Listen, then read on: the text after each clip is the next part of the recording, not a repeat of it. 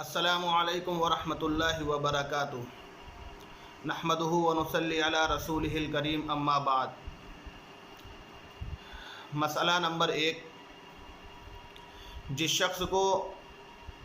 بواسیر کی بیماری لاحق ہو،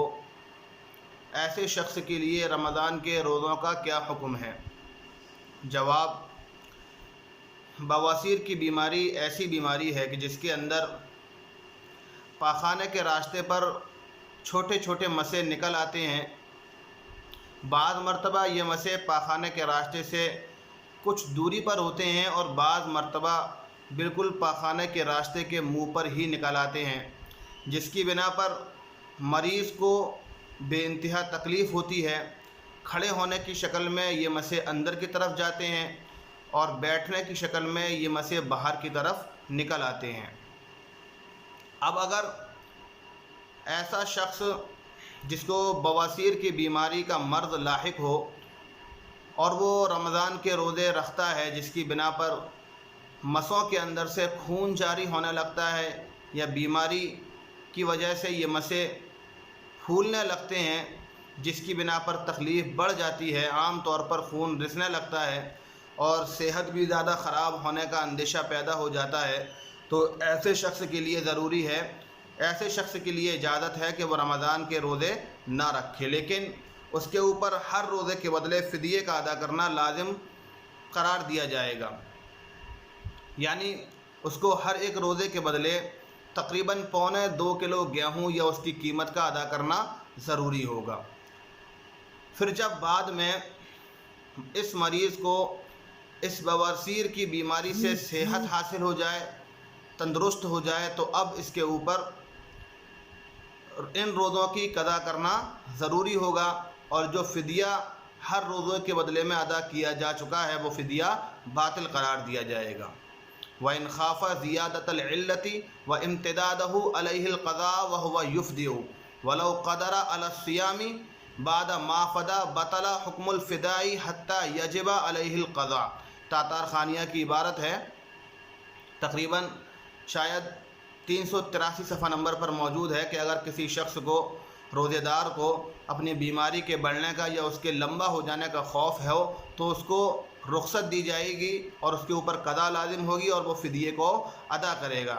فدیہ ادا کرنے کے بعد رمضان المبارک کے مہینے کے بعد یا رمضان کے مہینے میں ہی اگر وہ تندرست ہو جاتا ہے، صحیح ہو جاتا ہے، تو ادا کیا ہوا فدیہ باطل ہو جائے گا اور چھوٹے ہوئے روزوں کی اس کے اوپر قضا لازم ہوگی۔ مسئلہ نمبر 2، بواسیر کے مریض کے لیے روزے کی حالت میں اپنے بواسیر کے مسوں پر دوا کا رکھنا یا تیل کا لگانا درست ہے یا نہیں ہے؟ جواب: بواسیر کے مریض کو روزے کی حالت میں دوا کا رکھنا مسوں کے اوپر یا تیل کا لگانا ممنوع ہے، یعنی دوا رکھنے کی یا تیل لگانے کی اجازت نہیں دی جائے گی، اس لیے کہ جب تیل یا دوا مسوں کے اوپر رکھ دیا جائے گا، لگا دی جائے گی دوا، تو جب یہ شخص کھڑا ہوگا تو ہو سکتا ہے کہ یہ مسے ایسی جگہ تک پہنچ جائیں جس جگہ سے معدہ اس دوا کے یا تیل کے اثر کو اپنی طرف کھینچ لے، اپنی طرف جذب کر لے، جس سے روزہ فاسد ہو جائے گا۔ اور اگر ایسی جگہ تک نہ بھی پہنچے لیکن پھر بھی پہنچنے کا احتمال باقی ہے، جس کی بنا پر روزہ مکروہ ہو جائے گا، تو دونوں ہی شکلوں میں، چاہے احتمال باقی ہو یا احتمال باقی نہ ہو، دونوں ہی شکلوں میں احتیاط اسی بات میں ہے کہ روزے کی حالت کے اندر مسوں کے اوپر نہ تو تیل لگایا جائے اور نہ ہی دوا رکھی جائے۔ ایسے ہی اگر بواسیر کا مریض استنجے کے لیے جاتا ہے تو استنجا لینے کے بعد کچھ دیر اپنی جگہ پر بیٹھا رہے، جو پانی مسوں کے اوپر ڈالا گیا ہے وہ پانی خشک ہو جائے، اس لیے کہ اگر پانی خشک نہیں ہوگا اور کھڑے ہونے کی بنا پر یہ مسے جب اندر جائیں گے تو اس پانی کا اثر بھی معدے تک پہنچ سکتا ہے، جس کی بنا پر روزہ فاسد ہو جائے گا۔ تو احتیاط اس بات میں بھی ہے کہ استنجا لینے کے بعد کچھ دیر بیٹھا رہے، جس کی وجہ سے پانی نچڑ جائے یا کسی خشک یا کسی کپڑے وغیرہ سے مسے کے پانی کو خشک کر لے۔ وَإِنْ خَرَجَ دُبُرَهُ وَهُوَ صَائِمٌ يَنبَغِي أَلَّا يَقُومَ مَقَامَهُ حَتَّى يُنَشِّفَ ذالک الموضع کیلا یدخل الماء.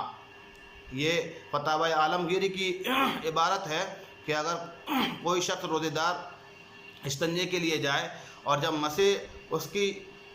پاخانے کے راستے سے باہر آ جائیں تو استنجا لینے کے بعد اس شخص کو چاہیے کہ وہ کھڑا نہ ہو جب تک کہ اس جگہ کو یعنی مسوں کی جگہ کو کسی کپڑے وغیرہ سے خشک نہ کر لے تاکہ روزہ فاسد نہ ہو، پانی اندر تک نہ جائے. تو احتیاط اسی بات میں ہے کہ کپڑے وغیرہ سے خشک کر لے یا کھڑے ہونے سے پہلے اس پانی کو کسی اور طریقے سے خشک کر لے. امید ہے دونوں مسئلے